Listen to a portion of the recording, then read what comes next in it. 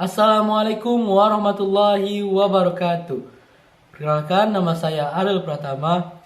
Di video konten kali ini, saya akan menjelaskan tentang apa itu teori sastra dan bagaimana ruang lingkup dalam teori sastra tersebut.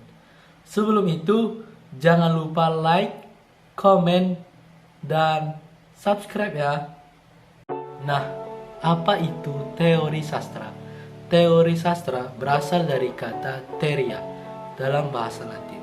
Secara etimologis, teori berarti kontemplasi terhadap kosmos dan realitas.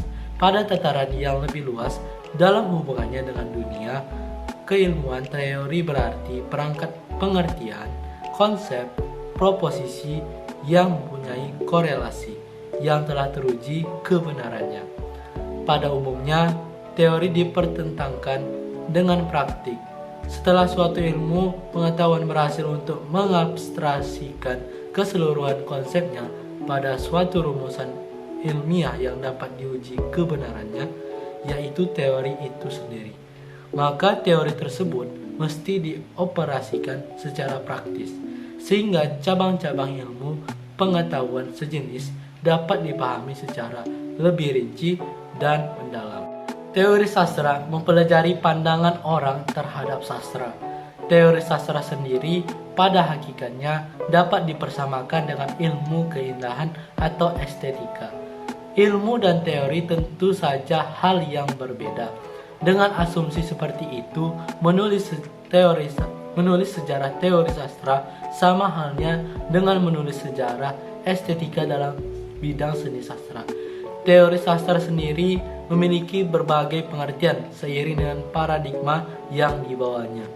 Teori sastra diartikan sebagai seperangkat ide-ide dan metode yang digunakan untuk praktik pembacaan sastra. Teori sastra juga diartikan sebagai sebuah cara atau langkah memahami sastra. Sebagaimana ilmu-ilmu yang lain, studi sastra memiliki berbagai cabang ilmu, yaitu teori sastra, sejarah sastra, dan kritik sastra. Lebih lanjut, Kosasih dalam Suharyadi Pengantar Ilmu Sastra 2014 mengemukakan pengertian beberapa cabang ilmu sastra sebagai berikut. Yang pertama, teori sastra. Teori sastra adalah cabang ilmu sastra yang mempelajari prinsip-prinsip dasar sastra seperti sifat, struktur, dan jenis karya sastra. Yang kedua, sejarah sastra. Sejarah sastra adalah cabang ilmu sastra yang menyelidiki sastra sejak ada hingga perkembangannya yang terakhir.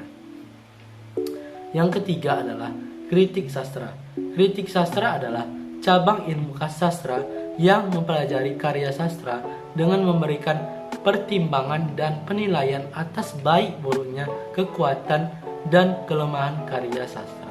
Awal mula kesusastraan. Setiap orang pada setiap zaman dan setiap tempat dapat bersastra secara aktif dan pasif. Mangun Wijaya 1986-3. Seni sebagai media ekspresi pengalaman estetik manusia berhadapan dengan alam sebagai penjelmaan keindahan. Drigyarkara 1987.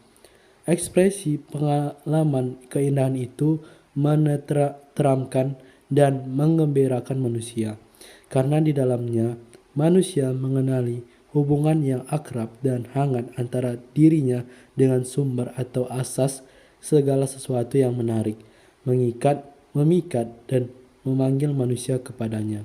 Muji Sutrisno 1993-31. Sastra berkaitan erat dengan spiritual, oleh karena itu pada awal mula segala sastra adalah religius. Mangun Wijaya 1988-11. Sekian dari video konten kali ini. Lebih kurang mohon maaf. Assalamualaikum warahmatullahi wabarakatuh.